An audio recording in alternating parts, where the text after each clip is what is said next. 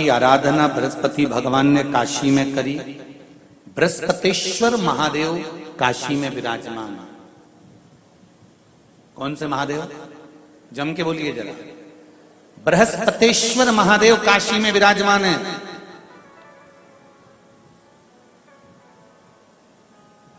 जो अंगूठी में पुखराज नहीं पहन सकते,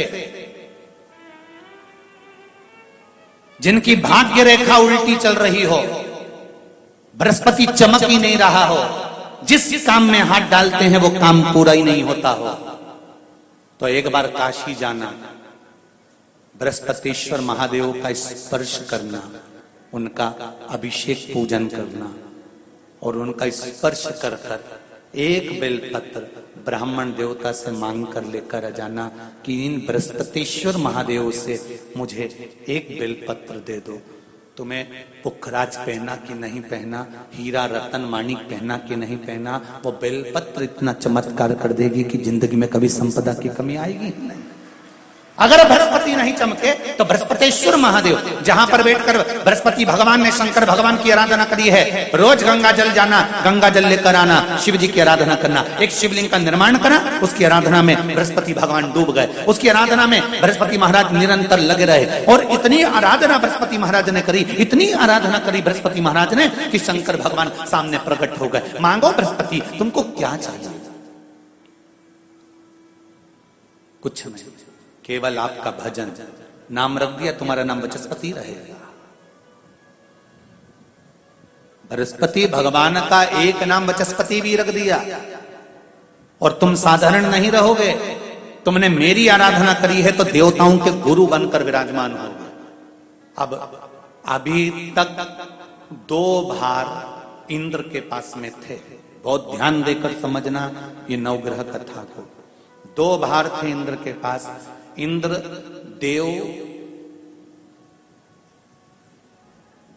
देवताओं के गुरु भी बनकर बैठे थे,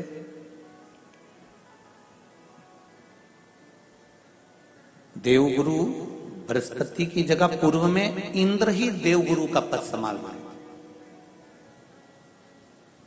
और देवराज का पद भी इंद्र के पास में था। कौन कौन से पद थे? जम के बोलो जरा। पहला पद देवराज इंद्र का, दूसरा पद देवगुरु, देवगुरु का पद भी इंद्र के पास में था और देवराज का पद भी इंद्र के पास में था। ये 2 पद जब होता है साधारण भाषा में आप ले लीजिए, किसी के पास में अध्यक्ष का पद भी है, किसी के पास में और कहीं का पद भी है, 2-3 पद उसके पास में विराजमान है, तो उसके पास में 2-3 पद अगर विराजमान है तो फिर उससे अगर एक पद ले लिया जाता है तो उसको अहंकार आ जाता है, उसको गुस्सा आ जाता है कि बताओ अभी तक तो मुझे पूछा जा रहा था, अब तुम तो वो पद पे भी जान दो। जैसे तुम किसी कुर्सी पर बैठे हो, कथा सुन रहे हो और इतने में कोई रिश्तेदार बाहेती जी का आ गया और तुम बढ़िया आराम से बैठे थे और बैठे बैठे इतने में बाहेती परिवार से कोई आया और उसने तुमको उठाया, प्लीज थोड़ा सा, और तुम्हें उठाकर दूसरी जगह बिठा दिया और उन्होंने अपने वाले को कुर्सी पर बिठा दिया। अब बोलो, जो उठा, जिसको उठाया था उसका भगोने जैसा मुंडा हुआ कि नहीं हुआ? अरे बोलो तो।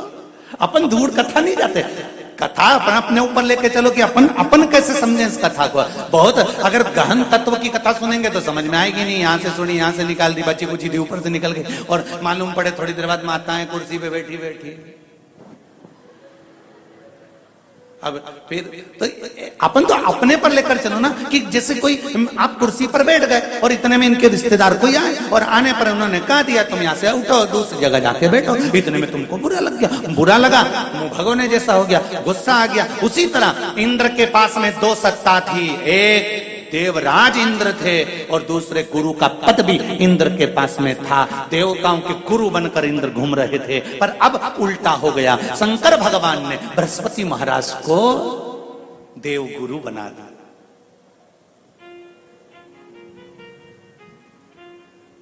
अब जैसे ही देवगुरु बनाया तो इनका इंद्रदेव का मुंह, अरे बोलो तो तुम, भगोड़े सा हो गया। कुर्सी उतरी कि मुंह भगोड़ा उड़ा। इनका मुंह भगोने जैसा हो गया तो गुस्सा तो गुस्सा। इतने में इंद्र ने बृहस्पति महाराज देव गुरु बन गए, इंद्र सिंहासन पर बैठे थे, अप्सराओं का नृत्य देख रहे थे। वहीं से देव गुरु बृहस्पति का आगमन हुआ। बृहस्पति महाराज जैसे ही आए तो इंद्र तो सिंहासन पर बैठकर पूरा अप्सराओं का नृत्य देख रहे थे। उनको देव गुरु बृहस्पति से मतलब ही नहीं था।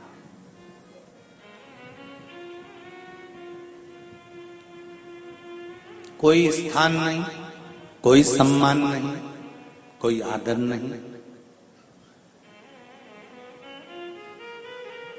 कोई आदर नहीं। जिसको घर के बड़े बुजुर्ग सम्मान देते हैं, घर के बच्चों का भी फर्ज है कि उसका सम्मान बच्चे करें। सही है कि गलत है? घर के बुजुर्ग उसको सम्मान दे रहे हैं ना, घर के बड़े उसका सम्मान कर रहे हैं ना, तो घर के बच्चे कहते हैं नहीं, वो तो हमारे लिए गलत सोचता है, हमेशा हमारे लिए अपशब्द बोलता है, हमेशा आड़ा टेढ़ा बोलता है। तो घर के बुजुर्ग कहते हैं तुम्हें क्या करना है, जब हम सम्मान दे रहे हैं तो तुम भी दो, हम आदर कर रहे हैं तो तुम भी करो।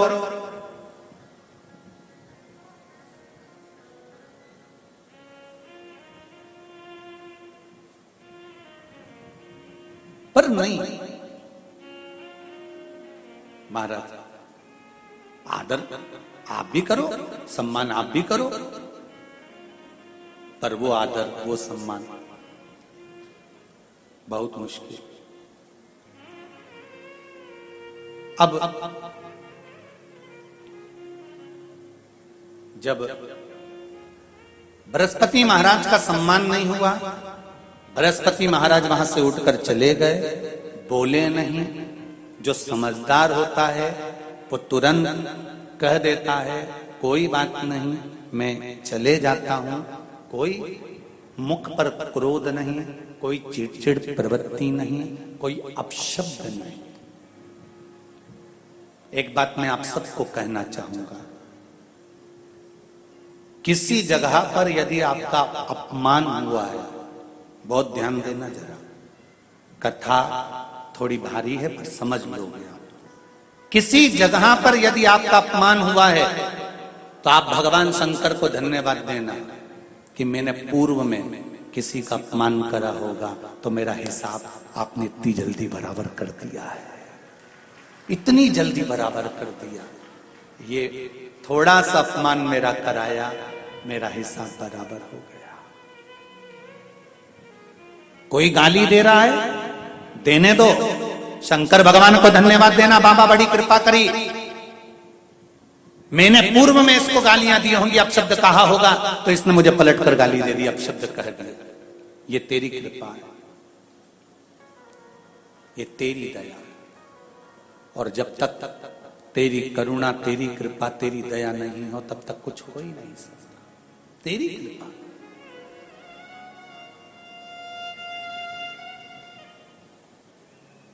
भगवान से कहो, हे देवाधिदेव महादेव, मैं ये नहीं कहता कि मुझे रोने मत देना,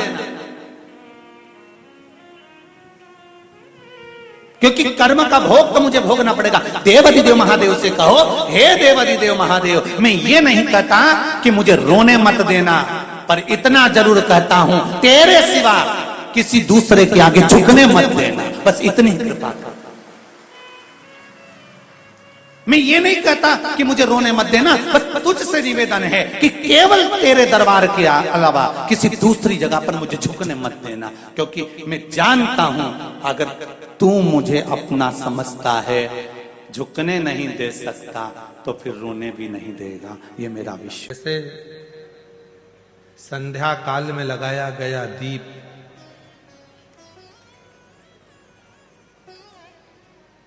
मानदेह नामक असुर का संहार कर देता है। प्रतिदिन एक नियम बनाकर रखना चाहिए कि रोज शाम के समय पर अपने घर में प्रदोष काल के समय पर एक दीप जरूर लगाना चाहिए। और यदि बेलपत्र का वृक्ष है तो उस बेलपत्र के वृक्ष के सामने भी एक दीप अवश्य लगाना चाहिए।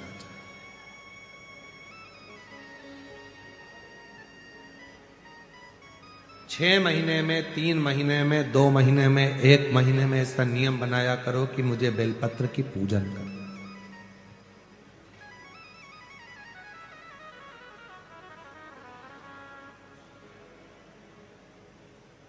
स्वयं माता लक्ष्मी जी ने भगवान नारायण को पाने के लिए बेलपत्र का पूजन किया। जब इंद्र की पूरी सत्ता चली गई थी, सारा की सारा धन इंद्र का चले गया था, असुरों ने उस इंद्र के सिंहासन पर अपना कब्जा जमा लिया था, तब इंद्राणी ने, स्वयं सची माना, इंद्राणी ने शिव जी की साधना की, बेलपत्र के वृक्ष के, बेलपत्र की पूजन करें।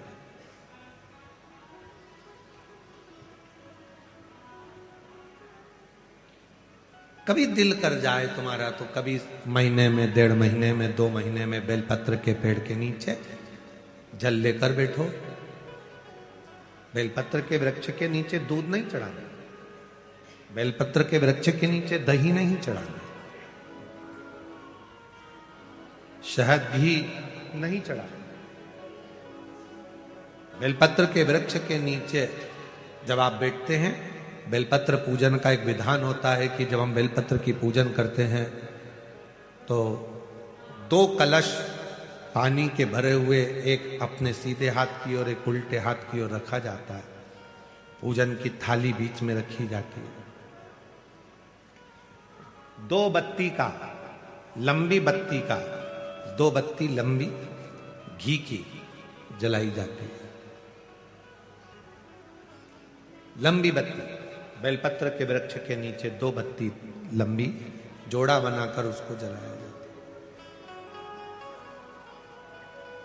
फिर दोनों हाथ में कलश में जल है। बेलपत्र के वृक्ष के नीचे दोनों हाथों का जल धीरे धीरे शिव जी का स्मरण कर कर, नारायण लक्ष्मी का स्मरण कर कर, मां आदि शक्ति गौरा का स्मरण कर कर, रिद्धि सिद्धि गणेश का स्मरण कर कर उसको चढ़ाओ। प्रार्थना करो, विनय करो, मेरे जीवन में बहुत कष्ट है, उसको मिटाना है आपको।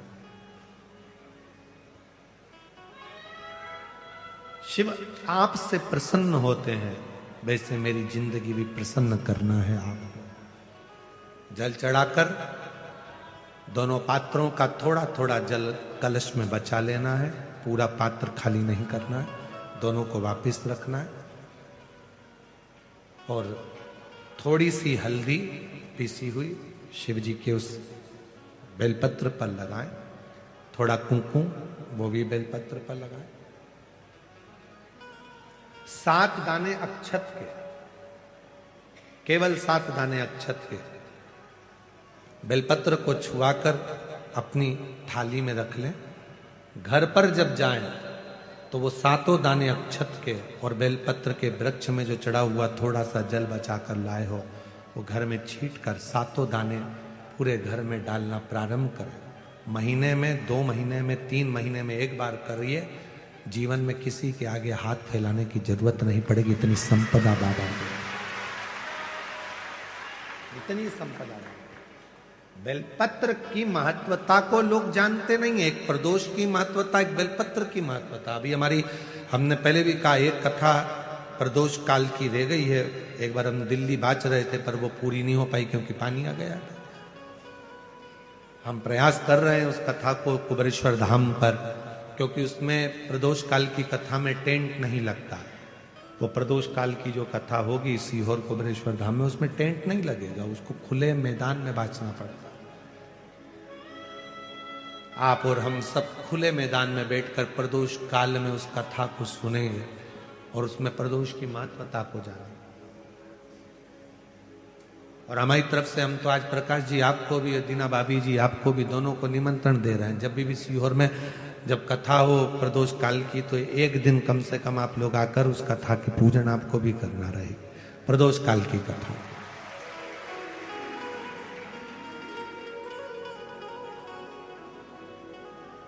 अभी तो नहीं है, पर जब भी तारीख निश्चित होगी 1-2 साल में, जब बाबा कृपा करेगा तब उसको रखेंगे। पंडाल में भले तुम्हारे लिए हम सोने के लिए पंडाल लगा देंगे, पर कथा सुनने के लिए तो आपको मैदान में ही बैठना पड़ेगा, खुले आसमान।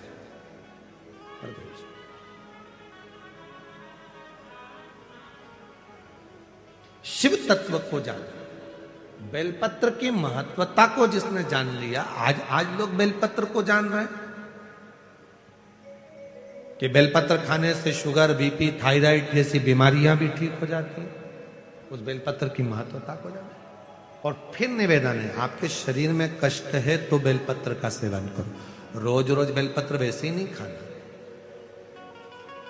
कई बार बेलपत्र खाने से मुंह में छार छार पना जाता है, कई बार मुख का स्वाद भी कम हो जाता है बेलपत्र खाने से।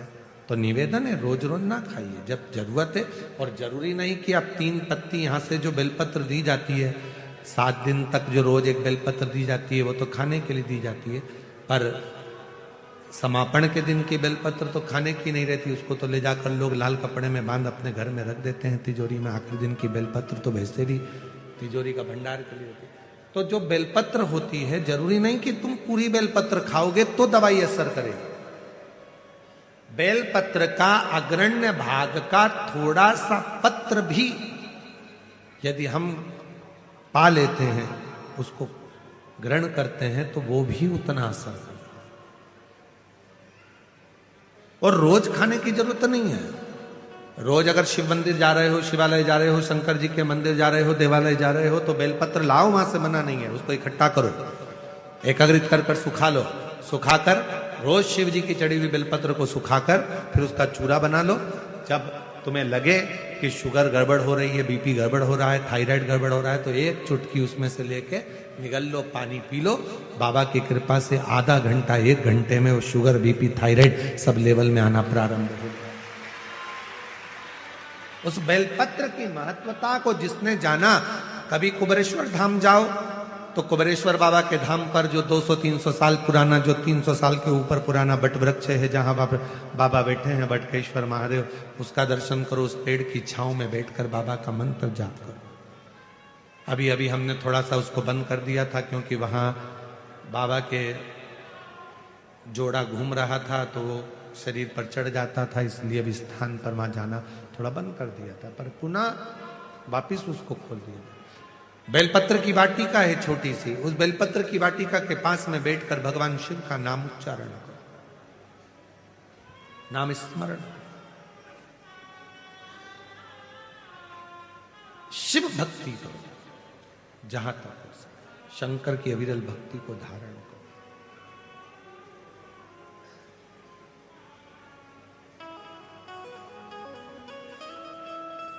शिव की साधना, आराधना जीवन को सुख देती है। बेलपत्र का, वृक्ष का पूजन अर्चना हमें आनंद प्रदान करता है। भगवान शिव ने कहा, पार्वती ये नहीं हो सकता, मैं तुझे एक वचन दे दिया कि पति पत्नी में झगड़ा होगा तो उनमें प्रेम बढ़ेगा, पर दूसरा वचन नहीं दूंगा कि पति मृत्यु लोक में मरने वाले व्यक्ति के कान में गुरु मंत्र मिले। ये बड़ा कठिन है महाराज, ये नहीं हो सकता, बहुत कठिन, ये तो कभी नहीं होगा। पार्वती मैया जिद पे अड़ गई और माता पार्वती ने कहा, प्रभु आपको गुरु मंत्र तो देना पड़ेगा, जो काशी में मरेगा उसके कानों में मंत्र देना पड़ेगा। नहीं, शंकर भगवान मना कर दिए, पार्वती जिद पे अड़ी रही, नहीं माने। तब भगवान शिव ने वचन दिया, ठीक है पार्वती, मैं तुझे वचन देता हूं, काशी में जो मरेगा उसको गुरु मंत्र मैं दूंगा। अब पार्वती भी चतुर थी, पार्वती ने मन में सोचा कि आप गुरु मंत्र दोगे वो ठीक है, पर मुझे कैसे मालूम पड़ेगा कि आपने गुरु मंत्र दिया? मुझे भी तो मालूम पड़ना चाहिए कि आपने गुरु मंत्र दिया, मुझे कैसे मालूम पड़ेगा? भगवान भोलेनाथ हंसकर बोले, अब तू बता कि तू क्या चाहती है। पार्वती जी बोली, महाराज एक बात सुनो, आप गुरु मंत्र तो देना, मना नहीं है, पर मरने वाले व्यक्ति के सीधे कान में गुरु मंत्र देना और मंत्र को देकर कान को मोड़ देना। जब कान को मोड़ दोगे तब मुझे मालूम पड़ जाएगा कि आपने गुरु मंत्र दे दिया महाराज, तब मुझे लगेगा कि आपने गुरु मंत्र प्रदान कर दिया, आपने गुरु मंत्र दे दिया। आप गुरु मंत्र दे दिए हो। शंकर भगवान कहे पार्वती ठीक है, हिंदू धर्म की आज की भी रीति है, काशी में मरने वाले का सीधा कान अपने आप टेढ़ा हो जाता है, आज भी नियम, आज भी। अगर किसी के काशी में अगर प्राण छूटे हैं तो उसका सीधा कान अपने आप टेढ़ा हो जाएगा, अपने काशी में मरने। अभी मुक्त नगरी है काशी, मोक्ष नगरी है काशी। भारत की भूमि के सबसे ज्यादा मुर्दे अगर कहीं जलते हैं तो वो काशी में जलते हैं। पूरी भारत की भूमि के सबसे ज्यादा अगर मुर्दे जलेंगे तो वो काशी में जलेंगे। अभी मुक्त नगरी। पहले हमको भी विश्वास नहीं हुआ था क्या काशी में मरने वाले का सीधा कान टेढ़ा हो जाता है, पर जब काशी में माहेश्वरी भवन में बिदर कर्नाटक की महिला मंडल, वाशवी महिला मंडल ने कथा करवाई, थोड़ा रिटर्न बढ़ाइए भैया, रिटर्न बढ़ाइए। वाशवी महिला मंडल ने जब कथा कराई तब हम वहाँ पहुँचे तो मणिकर्णिका के घाट पर हमने जाकर बहुत सारे मुर्दों को देखा। तो हमने उनसे कहा भैया हमको यहाँ पर इनका मुख देखना है, मुख देखना है। हाँ, तो आपके कोई रिश्तेदार है क्या? अब हमने सोचा व्यक्ति मर तो गया है तो रिश्तेदारी ऊपर जाके तो सब एक संबंधी। हमने कहा हाँ भैया हमारे रिश्तेदार, रिश्तेदार है हाँ चले। और एक का मुंह देखा तो उसके तो कान सीधे थे, दूसरे का मुख देखा उसका भी कान सीधा था। हमने सोचा इसमें शिव महापुराण में लिखा है कि काशी में मरने वाले का सीधा कान टेढ़ा हो जाता है, तो यहां तो कान सीधा है। और आगे गए, तीसरे नंबर के मुर्दे का जब देखा तो उसका कान टेढ़ा था। तो हमने सोचा हो सकता है जन्म से टेढ़ा हो। हम और आगे गए, अब उसका कान भी सीधा। और आगे गए तो उसका कान टेढ़ा, फिर और आगे गए तो उसका कान भी टेढ़ा। तब हमने सोचा अब जरा पूछें कि मुर्दा कहाँ का है। जिसके कान सीधे थे उससे पूछा भैया ये कहाँ का मुर्दा है? तो क्या ये काशी से 40 किलोमीटर दूर का। ये कहाँ का है? तो क्या काशी से 42 किलोमीटर दूर का।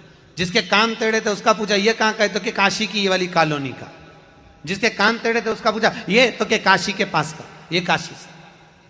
तब समझ में आया कि काशी के बाहर अगर किसी के प्राण छूटते हैं तो उसके कान सीधे ही थे, और जो काशी में मरा था उसका एक कान टेढ़ा ही था। अर्थात भगवान शंकर ने गुरु मंत्र देकर उसके कान को टेढ़ा कर दिया था। अब बताओ दुनिया में ऐसा कौन सा देवता होगा जो पृथ्वी पर मरने वाले व्यक्ति को भी गुरु मंत्र देकर भेज देता होगा? कौन? दो चीजें बड़ा स्मरण में रखिएगा। एक, बैसाख महीने में मट्टी के पात्र का जल। अभी अभी क्या चल रहा है? फागुन। अभी क्या चल रहा है? फागुन। जब बैसाख का महीना आए ना,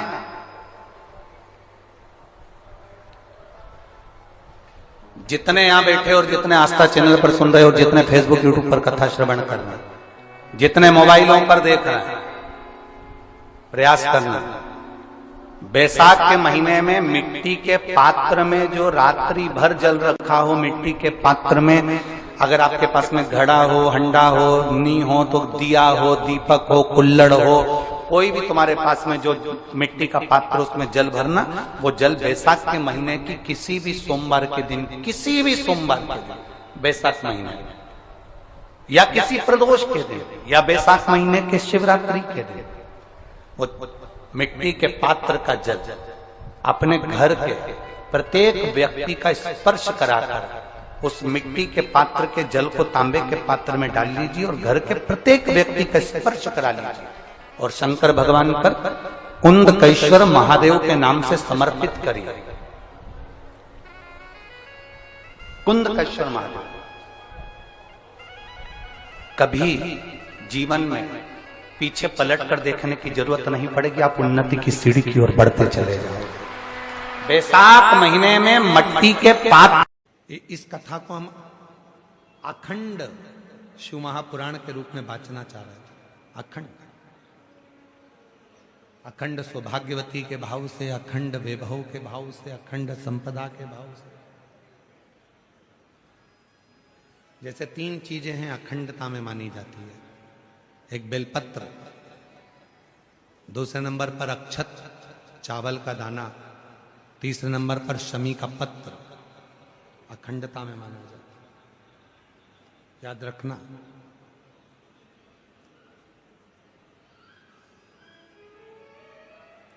एक बेलपत्र एक ऐसी है